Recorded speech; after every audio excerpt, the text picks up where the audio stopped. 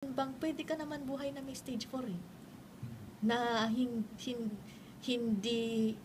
hirap, hindi ka in pain, hindi ka takot. No? Yung parang life as usual, nagkataon lang may stage 4 cancer. Pwede yun eh. No? Kasi, pero mahalaga dun is alam ng pasyente. Kasi iibahin mo yung pag-iisip mo eh.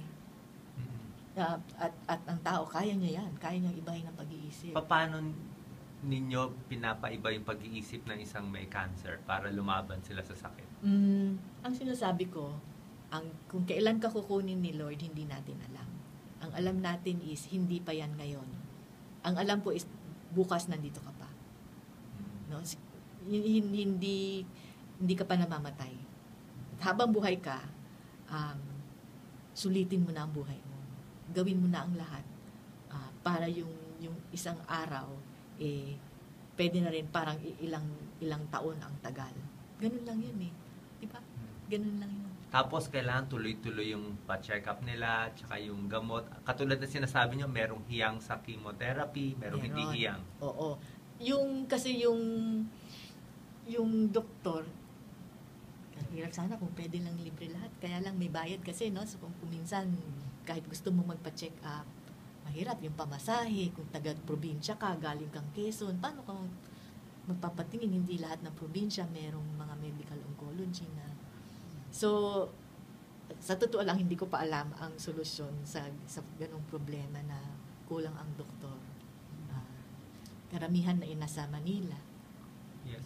Pero yun na nga, yung sa gamutan nila, kailangan tuloy-tuloy lang kung may budget naman sila. Kung may budget, parang high blood, parang diabetes. Uminom ka ng gamot sa high blood, under control, pwedeng tumagal ang buhay mo. Diba? Pagka ikaw may diabetes, mag-insulin ka lang, pwede pang normal ang sugar mo, tuloy lang ang buhay mo. Pag stop mo yung mga gamot na yon, wala ka ng control, iiral na yung diabetes at high blood. So sa cancer, ganun din? Ganun din, pero mas mahal ang gamot na maintenance at stage 4 mas mahal ang gamot na maintenance at saka nagkakaroon ng resistance. Pwede ka mag-inom ng high blood na pareho for many years, di ba? Parehong gamot mo, okay, control. At some point sa cancer, pagka ikaw ibinigay ng chemo, for example, at some point, yung naiiwan na cancer cell, yun yung resistant na doon sa gamot. So, kailangan palitan.